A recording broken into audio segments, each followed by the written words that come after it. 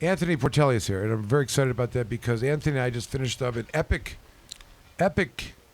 Yeah, a battle. lifetime battle. Lifetime battle. And I was talking about it before, kind of the experience of becoming foxhole buddies. You know, when you go through this experience that is, put your back up against the wall, for a legal perspective, and you as a human, being rated and,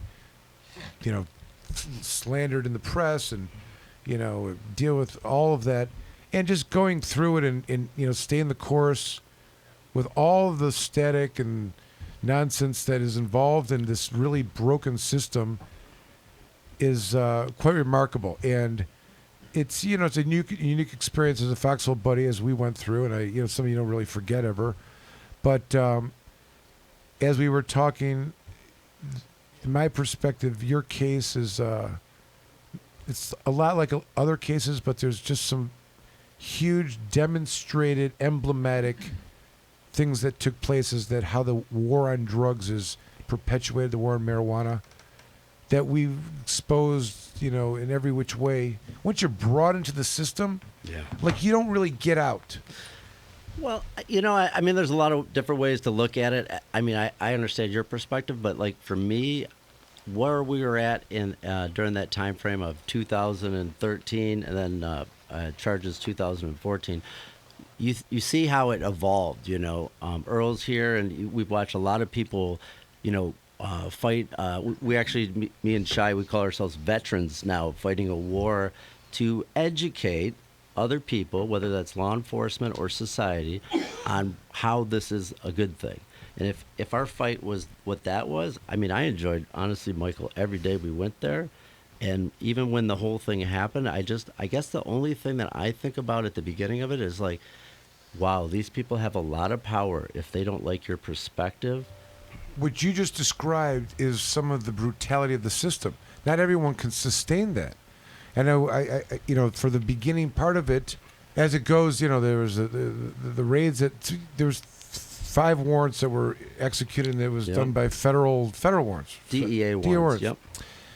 And of course, no contraband was in 2 of the houses. There was no allegation of any contraband, and in the other 3, there was allegations of you being in your plant count in your house. There was another person who had a house that was theirs, and then there was your business at the time.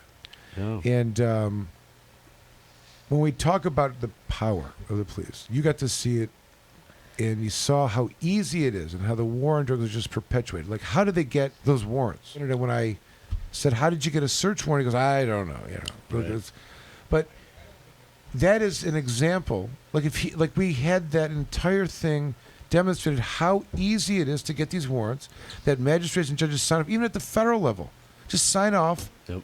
Power bill warrants. Just open the desk drawer, I think it is, right? And just fill out that sheet of paper. In federal courts, but not in state courts. And they used, for this investigation, which is happened often, where the DEA agents they have subpoena power.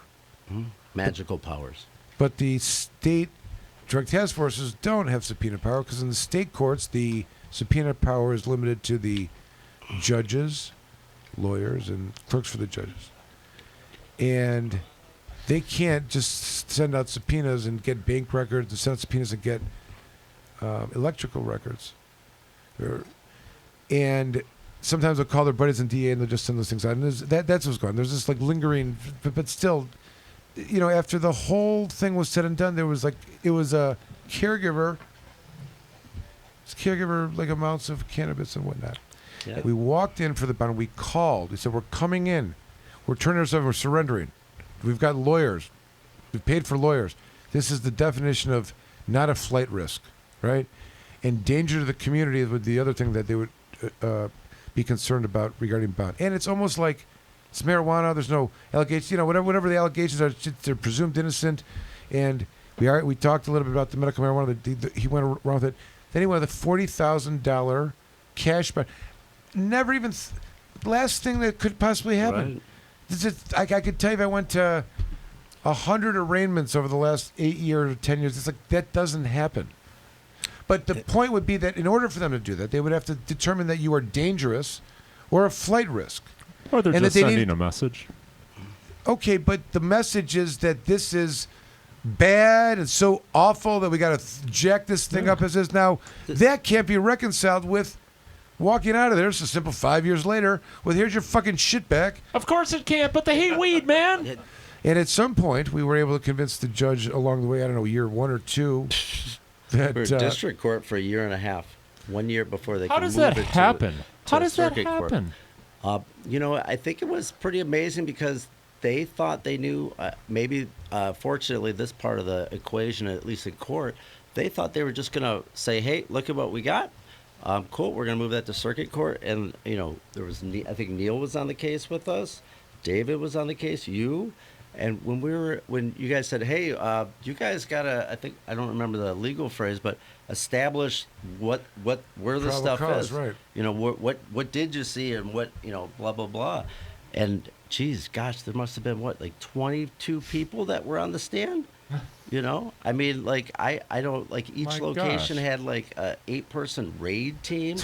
Well, you raised an interesting point, like the memory or just the faith in the officer's testimony. And let me make that point. One of the emblematic things in the war on drugs, war on marijuana, is that the witnesses are police officers. Unlike all other, many other crimes, usually like lay people who are not trained to testify. They're kind of fearful. So, from a prosecutor's perspective, they're the best assignment because the police officers show up. They get paid to show up. They bring the evidence. Yeah. They understand the report that was written about it, and they're going to testify in court. It's very predictable. Not a lot of bend in it. And when you have this well-oiled machine showing up time after time, there's a rhythm to it. It gets a champion kind of thing going on, and you can, like a machine, all right? So that's what we were up against, I think they just called the marijuana plant is marijuana, and then the marijuana that you harvest is marijuana. Yeah. And there was It's all dope to the cops. To them, they're even though they've read the law of the medical marijuana, they're just still, I hate to use the word program, because somebody had to tell them that this is the level that we care for you to talk about. They almost got to pick their words, Michael. I almost wonder if it's their fault. I mean, somebody above them is telling them how to think like that. That's crazy. One of the nuances that took place at the preliminary exam, because we had DEA agents testifying, is that they document everything.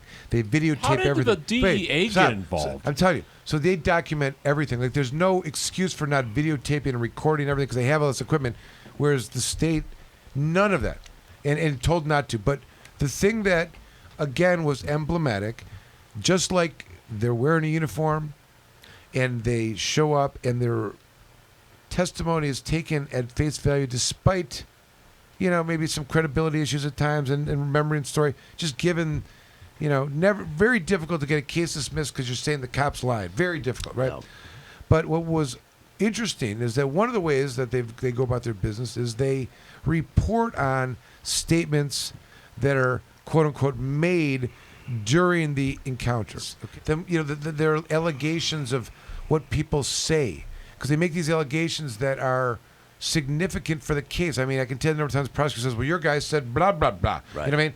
So how do they get to this? Well, number one, they report, he told me this. Mm-hmm. Do they have a recording of it? No. Does anyone in the world not have a phone that records something these days? Do you think they have it on them? They're police officers. They have an iPhone.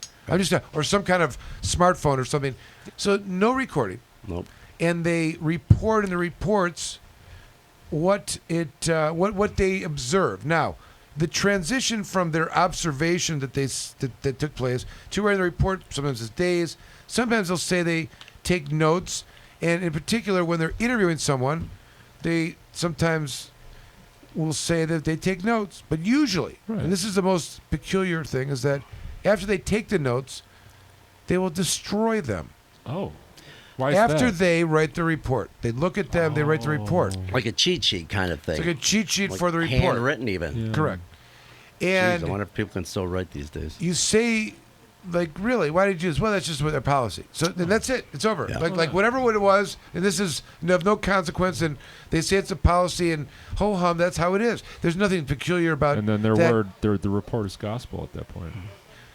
First of all, nobody knew who took the notes. Nobody of the 2 officers that were in the room who wrote them. None of them had quotes on them. You know what I'm saying? Like an actual statement. They're like ideas that can be transformed into a storyline later on. Well, okay? I mean, if you just go back to the simple fact of what they're looking for, because they have to do a job to get that conviction. That's what their job is.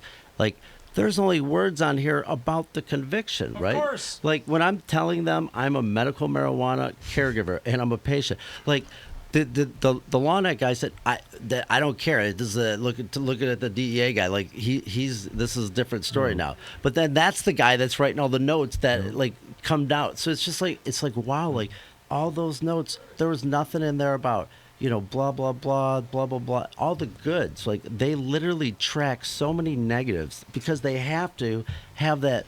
The net. It's the like a net, that perfect report, this awful person that exists in the world, and we need to do something in society to make this go away. That's why people should never, ever, ever talk to the police. Yeah. Well, and even if you just sneeze sometimes, you get this. It could be like It nothing. can never help. There's no upside. Well, of course, but I'm saying even when you don't, they'll say that you say something. You know what I mean? And there's no way to disprove it. What's the difference? You call Komorn Law, and then you show up with your lawyer. And then there was facts on that sheet, right, that didn't match up to the facts that they wrote in the police report. So we to prove certain facts wrong real quick, we said, is this the what you used to write your report from, or did you write your report from? Like at some point, like and locking then them in, like right. And where did you get, as you wrote in your report, this sentence when it doesn't appear anywhere on your notes? Right, and let me refresh my memory from the report that's not accurate. That's what we should refresh my fallible memory from. It is. It's a. Yeah, and then convict you on multiple felonies based on that flawed recollection. Yeah. Winners write the history. That's a fact. Okay, but we're better than rubbing their face in it. But there are excuses for getting out. We can rub their face in it. Their excuses for getting out was a saving face. We can talk about it. Did you give them a double parking? No, we got a dismissal and everything back. I'm going to pull out the documents when we come back. This is Johnny Hickman, and I'm David. We'll come back. We'll Lowry, take a quick break. This is All right. a rocker acoustic duo, Is that good? and it's like.